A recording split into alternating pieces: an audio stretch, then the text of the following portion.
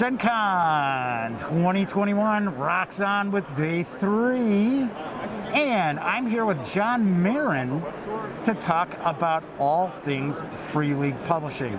John, thank you very much for joining me today. Sure, glad to be here. We've been swamped the whole show, so yeah, that's great. Because you guys got great role-playing games. Well, we like to think so, and the fans seem to think so too, which is nice. So yeah. It was kind of funny because last night at the Ennies, Free League sort of had like a Ben-Hur, Titanic at the Oscars kind of moment there.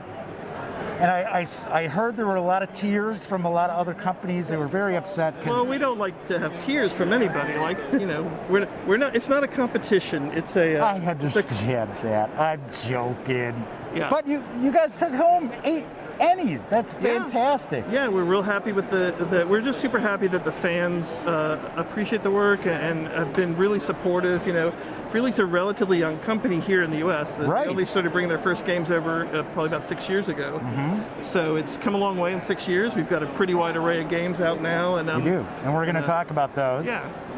So one of your big sellers right now is the Alien role-playing game. Absolutely, yeah. And in fact, Destroyer of Worlds was an Ennie winner last night.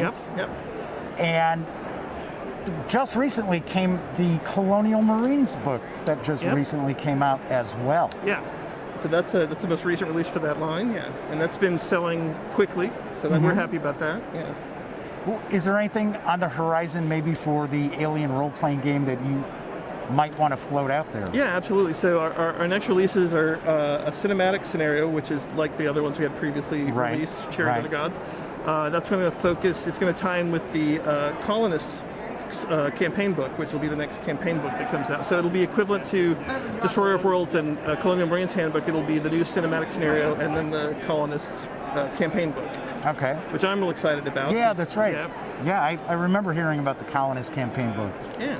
Because I have had folks ask me, you know, when are we going to see more campaign content as opposed to just the the one-shots, Right. Yeah, so that's what Colonial Marines is, a campaign book. It's got half of it's a source book for doing Colonial Marine characters, and the other half is a mini campaign that's got a series of linked adventures, which is cool. So the Colonist book will be similar. It'll have some expanded stuff for generating Colonist characters, some additional gear and rules like that, and then it'll have a mini campaign also. Okay. Moving right along, we've also got Symbaroum. Yes. That is a very striking system. The books have fantastic artwork throughout. And what I love about the setting is it is a dark fantasy setting, but it is not a grim dark fantasy setting. Exactly, yeah. The setting itself has a definite tone and feel to it. It's kind of a dark forest, Nordic kind of vibe from the setting. Yeah. And you can play a number of different kind of campaigns with the setting. It doesn't have to be grim dark at all, but a lot of the setting involves investigating ruins deep in the dark forest and potentially accidentally unlocking ancient evils in doing so. So it's been real popular with people here at the con. It's beautiful. It's a gorgeous. Oh, it is. Gorgeous the artwork is fabulous. Yeah, so it's a pretty. And that's not a word I use often either. Yeah, definitely. Well, it's a Free League thing, really, is having pretty books. So, yes. Yeah. Presentation's always top notch. Yeah. And you know, the starter sets that you've done are really well done as well. Yeah, we're real happy with the reception on those, and they've all done really well. It's a great way to just sort of dip your toes into the game and sort of test it out and see how the basic rules work, get an intro to the setting, and it gives you enough content you can run a number of sessions and see if your group is into it, and if they are, then you can go on and get the core books. Mm-hmm. Yeah. So talking about Symbaroum, that's not a grimdark sort of fantasy role-playing game. But, now, I've heard this game pronounced a million different ways. Sure.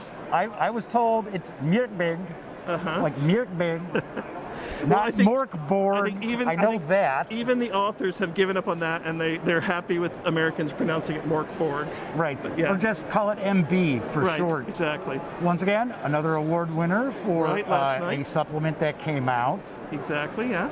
And that is a much more grimdark sort of... That Mork Borg is a just quintessentially heavy metal game. It's like totally over the top Swedish black metal. It's so extreme that it's kind of ridiculous almost. So right. it just takes it to as far as it'll go. It cranks it up to 11. It goes up to 11, right? Exactly. Yeah. So Mork Borg is it's sort of an OSR kind of game. It's old style, pretty stripped down, simple rules. But the beauty of that game is, one, just the physical presentation. It's ridiculously gorgeous and weird. It's like an art book that happens to have a game stuck into it. Yeah. It's just unique in that it's an apocalyptic setting. So as the campaign progresses, you can decide how long you want your game to run. Sure. And as time goes on, you make a die roll every day, game day, and it generates these prophecies that come to pass. And on the 7th one, the world just ends. Everybody dies, so you know it's going to happen. Just a matter of when. Yeah. So it's again really popular. It's an easy sell, because as soon as you pick up the book, you're like, this is so cool and weird that I want to grab it. So one aspect of it as well, especially like adventures that are for it. Right. It really is an OSR kind of product. It's not, oh look, there's 17 paragraphs of read aloud and all this. It's very stripped down to the point. Yes. And it's got an amazing community that's grown up around that game. There's so many people putting out so much creative and cool stuff. We've got an open game license on it, so you can create stuff for it. Right. And there is, some of the fan stuff is just amazing. So there's tons of it out there. There's tons of dungeons, adventures you can use, tons of supplemental material. People have really latched onto that game and love it. So the Mork Borg fans are super into it, and they're also super nice. It's like one of the great communities out there. So, which you wouldn't expect from the dark heavy metal game. Right, exactly. So, yes. You think they were all kind of like psycho or something exactly. like that. Absolutely not. They're wonderful people, and we love them. So, yeah. Something else I want to ask about is what might be cooking with Forbidden Lands.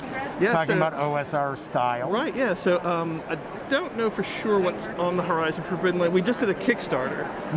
So we've done one major expansion to the setting, which is called the Bitter Reach, which expanded the setting into the north of the area, and it's got a sort of cold-themed a new map you can explore, new adventure sites you can do.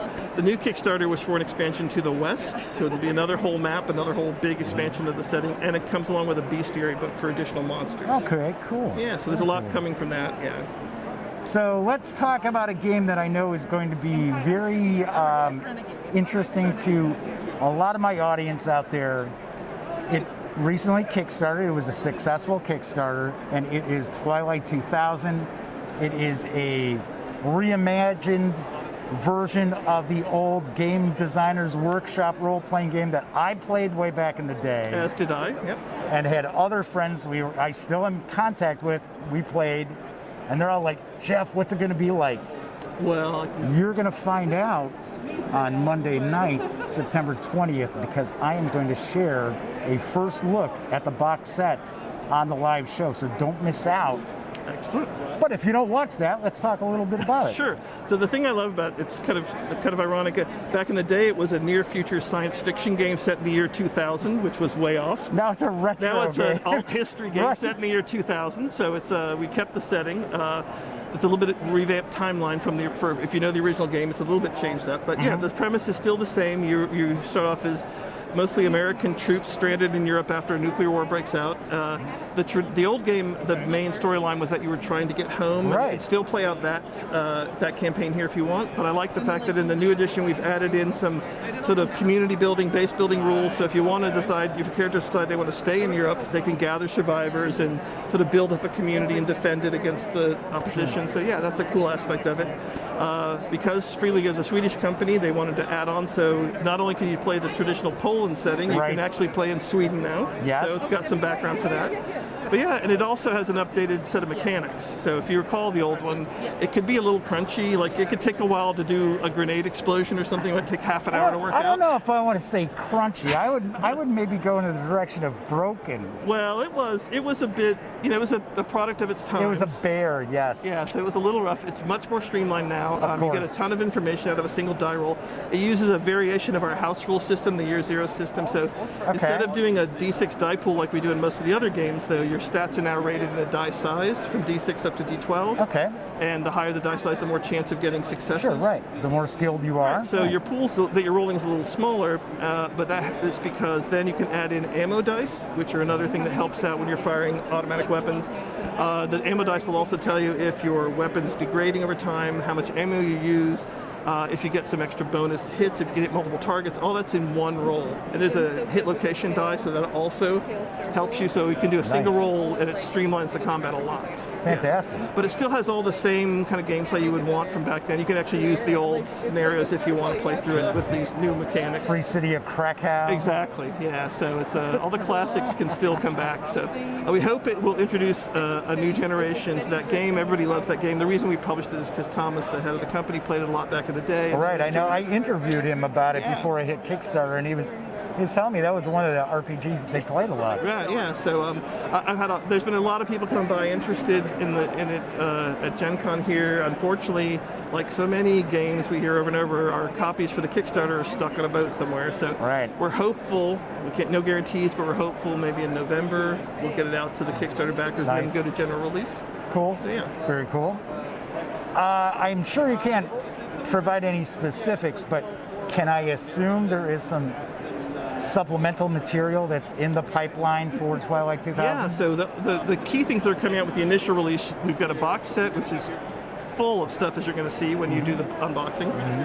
There's a GM screen, there's a deck of weapon cards which give you illustrations of the weapons plus all the stats in the back, so if your character's carrying a particular weapon you can just hand them a card and they've got all the rules they need right there. Sure. There's going to be more campaign modules, probably a new version of the original campaign will happen. Right. But yeah, I know there's plans for much more stuff, but that's all we have kind of on the horizon. So, excellent. Yeah. Anything else? Any final thoughts you want to share with the audience? Anything we didn't share some love for? I think we covered. Well, no, bases. there's just so many great lines that Free League's got out now. Right. Yeah, there's a lot of. We're just really happy with the reception that people have taken to the games and how much they enjoy them. I'm a fan of all of them myself. I've run all these games and had a great time with them. So, yeah, it's just it's been a really great show for us. There's been a lot of support, a lot of fans coming up and talking to us, which we love. Okay. And the Annies sort of capped that. That's nice to have that kind of recognition. So, yeah, it's just all been good. Sweet. Good. John, thank you so much for taking some time out here at Gen Con 2021 to talk all things Free League Publishing. Great. Thanks. Enjoy the show. Thank you.